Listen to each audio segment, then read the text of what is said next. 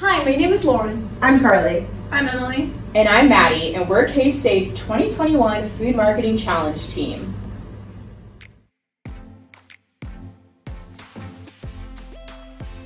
Our client, The Sim, is preparing to launch an open source specialty club trading platform in December of this year. We met with the challenge of creating a marketing plan for this product. We came up with several issues we need to address in our solution. First of all, what's the best strategy to create awareness about the benefits of the Sim among buyers and producers? For this issue, we will be going in depth about the different communication strategies with both groups. Second, how can the Sim best communicate and implement its value proposition to buyers and producers? This is more about how to communicate the most relevant aspects of the value proposition the Sim has to offer to both of them. And third, what will be the long-term effect of this project in the local food programs?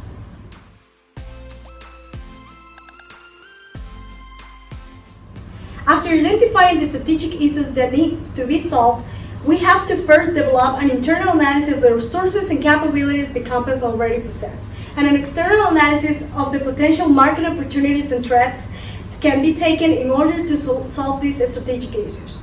First, on the internal analysis, we can see that they have financial capacity.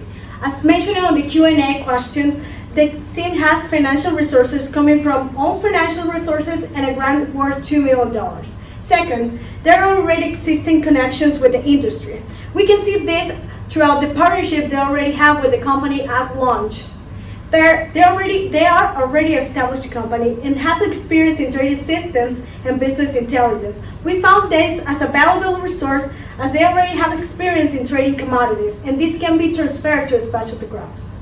Regarding the external analysis, we focus on the market and the industry. First of all, 90% of the U.S. farmers are small, so they can be taking advantage of this tool. Second, the number of farmers has increased in the couple of years, almost doubling from 2006 to 2016. Third, there has been an increase in concerns about food safety and traceability of the products. According to Food Marketing Institute, around 75% of the consumers will switch to brands that have more in-depth information about a product. And finally, there's an increased trending in buying local products. According to Forbes, 41% of consumers in 2020 will prefer to buy local crops. This was one of the trends created about the COVID pandemic. In order for this platform to be a success, we have to have a good marketing strategy and strategic communication towards buyers and producers to generate increased awareness and adaptability of the platform is how we plan on doing that.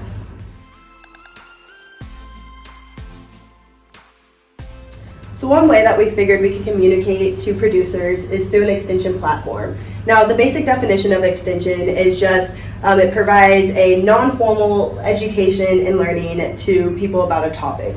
Obviously, for our reasons, we would use an ag extension, and we found some supported through land-grant universities like K-State and Mississippi that would definitely be able to talk about specialty crops and about our new platform we're releasing. Another way that we can reach out to producers is through the specialty crop associations. Now, these associations are all over the United States, both big and large, and we figured that if we reach out to them and create a good partnership, that they would be more than likely to release all of our information in any newsletters or meetings they have. I also think it'd be really great if there was a demo video on how to navigate throughout the platform that they could share. And then in addition, from a buyer standpoint, since the Sim is already a huge leader in both the technology and trading in the ag business, they already have really great connections. So we figured they can use those connections with the retailers. And since there's also a big trend right now in eating clean and supporting local, there's a bigger demand on the buyer side.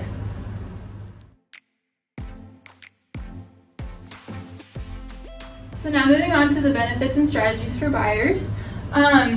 They will have a better public image from supporting local. And as you can see from this graph here, people are looking to support local businesses, which is very important now in this day, especially with the COVID recovery and stuff like that. There's also an economic opportunity to charge premium price for a more specialized good, which will also increase the sales. There is less personnel and capital expenditure on finding partnerships from source platforms, provide multitude of options and all in place. And you can scale purchases to the needs of the individual branches. And the transactions are also more traceable, which is also important, especially with finding produce from local small farms. The SEAM would also help buyers to increase their participation on the local foods program, and the SEAM can convert this into a long-term government tool to source their produce purchases.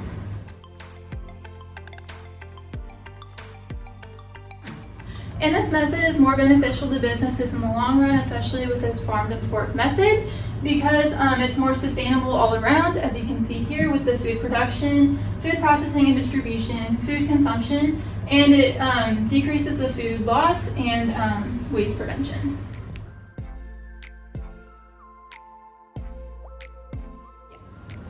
Now moving to the benefits and strategy for producers. We really want to emphasize the opportunity to expand into a new market segment without paying a lot of money. The graph shows that the primary selling point for specialty crop producers is farmers markets, but this open source platform will allow them to move into the grocery store, restaurant, and retail segments for relatively low prices. In addition, this open source platform makes it very user-friendly for farmers who aren't technologically savvy and who have not worked on a digital platform before. There's also a potential for less waste and more meaningful production. Having contracts that allow farmers to know exactly how much they'll need at the end of the season will allow them to produce less waste and be intentional when planting. There's also an ability to negotiate prices better. For farmers who are used to selling at farmers markets, they're unlikely to negotiate competitive prices, but when they are working with retailers and large grocery stores, they are able to negotiate a more competitive price, which is great for them. And finally, there's the ability for recognition within the community by selling at these local and regional stores that give them a larger platform.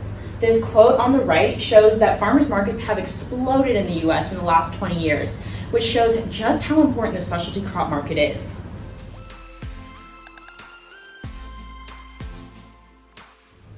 Lastly, we wanted to address the risks and the suggestions to mitigate those risks with this plan. The first foreseen risk would be producers feeling ill-equipped for the digital transfer.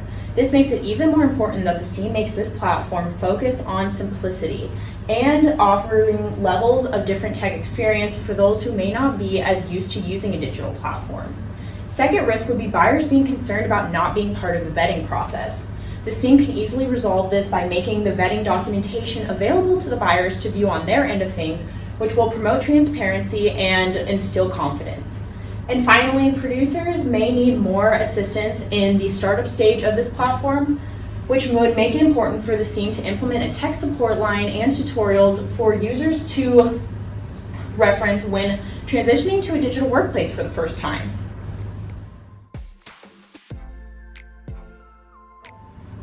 Thank you so much for your attention, and we welcome your questions now.